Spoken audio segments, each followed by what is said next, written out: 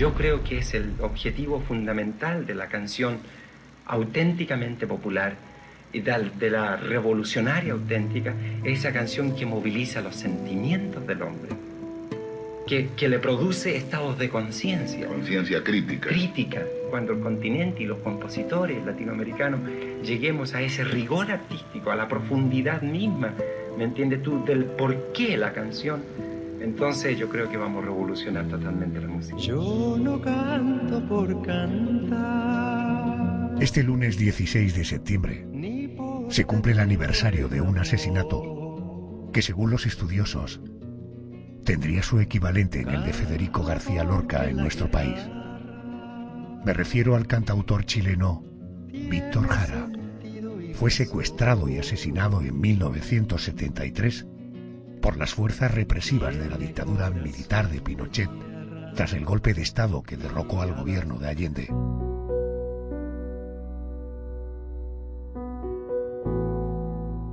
Las crónicas de la época destacan la dureza de la tortura que sufrió el músico durante su confinamiento y que terminó con su muerte violenta en el antiguo Estadio Chile, un complejo deportivo chileno que, tras el retorno de la democracia, tomó el nombre de Estadio Víctor Jara. Duerme, negrito, que tu mamá está en el campo. Negrito, duerme, duerme, negrito, que tu mamá está en el campo. Negrito, te va a traer codornices para ti. Querido José Manuel Frías, buenas noches. Buenas noches, Adolfo. Vamos a conocer un poquito más en profundidad los detalles de la tortura, auténtica tortura, y posterior muerte de un cantante y compositor que se posicionó políticamente a favor de Salvador Allende, llegando a ser nombrado embajador cultural. Chile, más o menos por ahí, por el año 67, comienzos, apareció un disco de Violeta Parra con canciones donde ella hablaba de la verdad, es decir, de lo auténtico, de lo verídico, de lo real de Chile. Causó una conmoción y nosotros sentimos, un grupo de compositores, que ese era el camino que la canción debería tomar en nuestro país.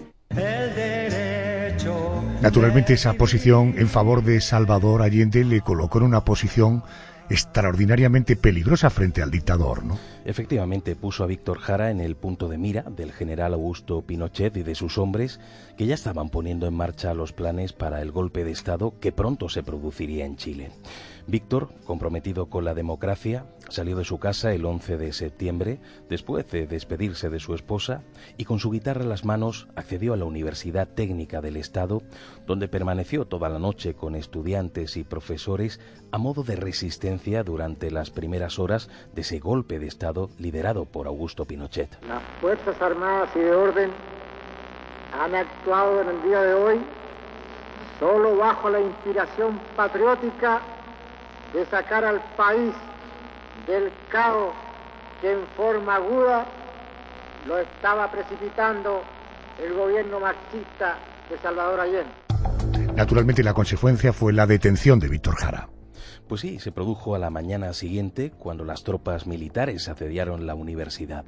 Los soldados secuestraron a casi 600 personas que fueron trasladadas al Estadio Chile, un recinto que se había convertido precisamente en centro de detención y tortura de los golpistas. Sepamos algo más de este asalto al Estadio de Chile, y para ello consulto con el criminólogo, investigador privado y jefe de seguridad, querido Enrique Vega. Buenas noches. Buenas noches, Adolfo. Buenas noches. ¿Qué detalles puedes aportar sobre el asalto al Estadio Chile? Pues mira, Adolfo, al día siguiente de que Víctor Jara pasara la noche encerrado, los militares instalan un cañón frente a la universidad y disparan al edificio mientras un centenar de soldados vacía sus cargadores.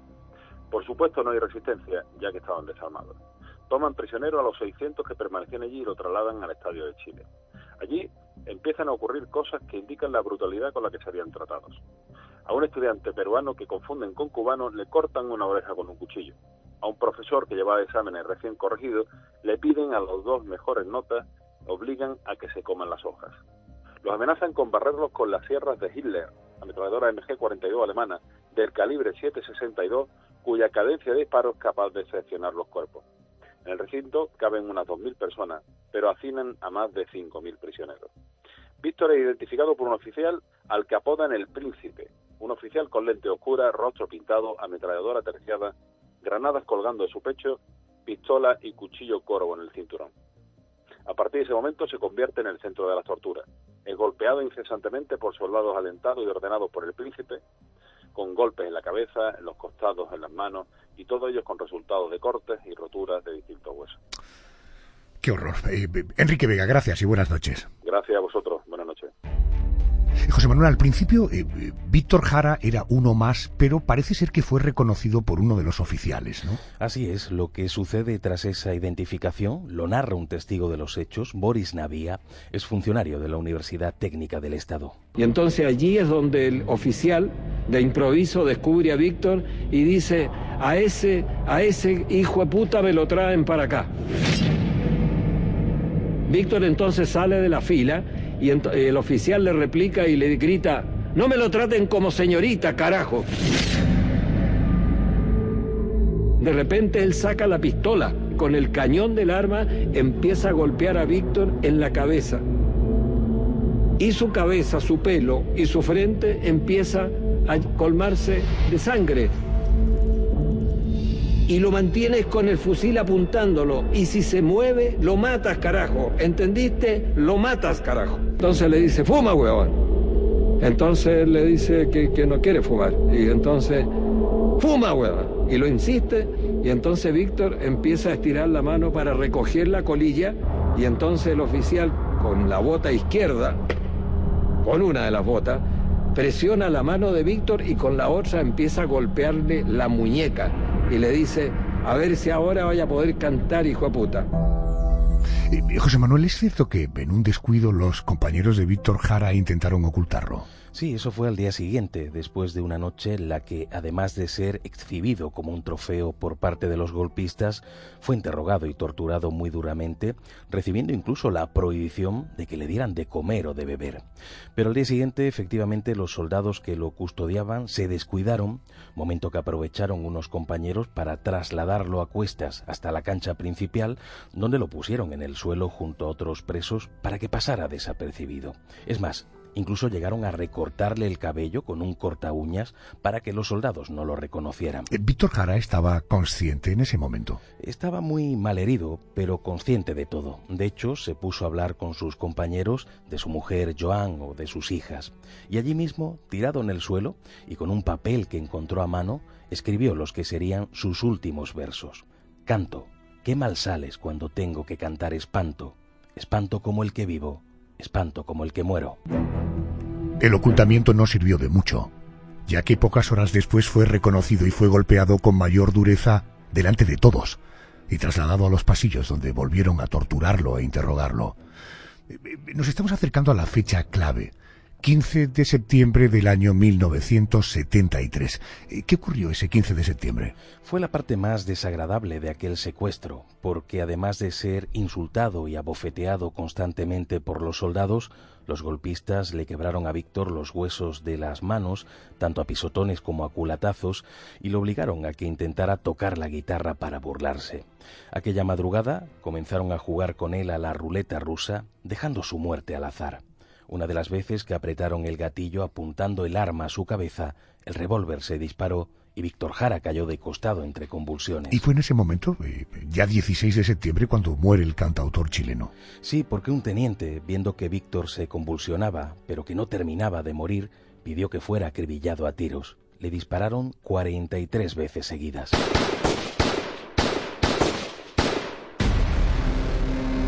Ahí no terminó todo, porque ¿qué hicieron luego con su cadáver?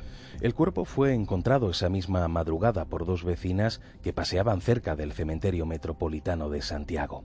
Detrás del recinto había 6 cuerpos y como aquellas mujeres se interesaron por la identidad de los cadáveres, les dieron la vuelta, reconociendo así a Víctor. El cadáver de Víctor Jara fue trasladado por varias personas al servicio médico legal, desde donde avisaron a su esposa. El recuento de los balazos fue sobrecogedor. El cantautor tenía 2 impactos de bala en la cabeza, 6 en las piernas, 14 en los brazos y 22 en la espalda. Héctor Herrera, funcionario del Registro Civil. Un funcionario me dice, como tú eres un colega casi nuestro, te lo voy a entregar enterito. Fue al interior y volvió con una camilla, con el cuerpo de Víctor Jara desnudo. Pesqué la ropa y lo cubrí el cuerpo con la ropa, no lo vestimos, lo cubrimos. Yo sin saber que en ese segundo yo guardé todas las pruebas balísticas que quedaron guardadas aquí. Y José Manuel, ¿qué hizo Joan? ¿Qué hizo su esposa con el cuerpo de su marido? Muy discretamente logró sacarlo del servicio de medicina legal y lo enterró en un nicho del Cementerio General de Santiago. Eso sí, en un nicho sin lápida, para que los golpistas no lograran dar con él y hacerlo desaparecer, como ya había ocurrido, por cierto, y ocurriría con muchos otros hombres y mujeres contrarios a la dictadura de Pinochet. Iba el sepulturero que tiraba el carro, Joan al medio, a su lado Héctor y el otro Héctor yo al otro lado, los 3. Ni una flor ni nada, un ataúd vacío. No había ni una tarima como para subirnos con el ataúd y subirlo ahí. Tuvimos que subirlo nosotros mismos. Nos costó mucho. El Señor nos decía, apóyense arriba, apóyense, fuerte, cuidado. Y apóyense. Y después nosotros mismos lo empujamos el ataúd hacia el interior. A nivel de ruido, es un ruido que nunca se me ha olvidado. En 2007 comenzó una investigación judicial para buscar responsabilidades en el asesinato de Víctor Jara, un proceso que a finales de 2012 llevó al juez de la Corte de Apelaciones de Santiago a ordenar el enjuiciamiento de 7 militares que en 1973 estaban al cargo de los prisioneros confinados en el Estadio Chile. José Manuel, ¿cuál fue el resultado de ese juicio?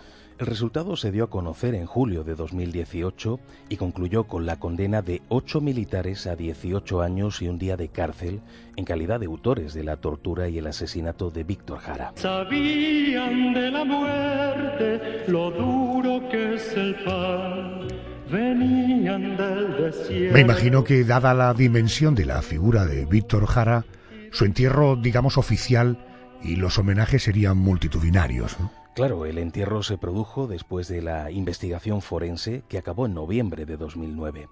Los restos mortales del cantautor permanecieron 2 días en la sede de la Fundación Víctor Jara para recibir las honras fúnebres.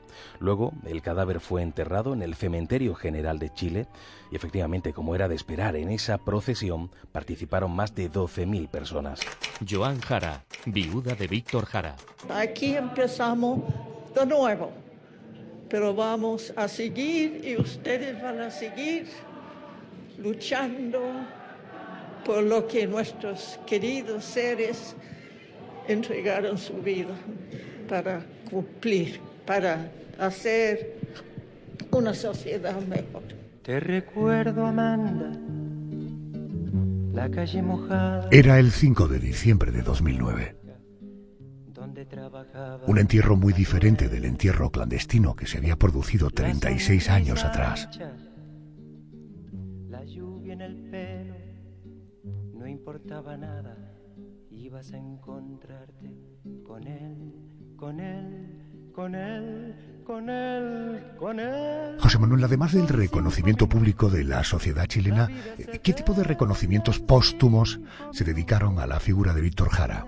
Pues hay detalles muy curiosos. Fíjate, a tan solo 6 días del asesinato de Víctor, un astrónomo soviético, Nikolai Stepanovich, bautizó un asteroide descubierto por él con el nombre del cantautor chileno.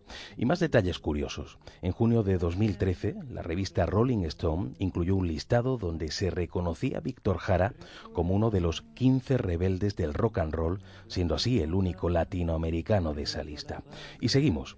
En Dinamarca existe una goleta de pesca que se construyó en 1917 y que se usa habitualmente para eventos sociales y culturales. Pues a esa goleta le cambiaron su nombre original por el de Víctor. Bueno, aquí en nuestro país, en España, también ha habido reconocimientos, ¿verdad? También lo encontramos, por ejemplo, en Canarias, en Las Palmas, donde se encuentra el Teatro Víctor Jara, situado ni más ni menos que en la calle Víctor Jara. Los testimonios que hemos oído durante este relato pertenecen a un documental emitido por la TVN, es la Televisión Nacional de Chile. Suena la sirena, de vuelta al trabajo, muchos no volvieron, tampoco Manuel. Te recuerdo, Amanda, la calle mojada, corriendo a la fábrica donde trabajaba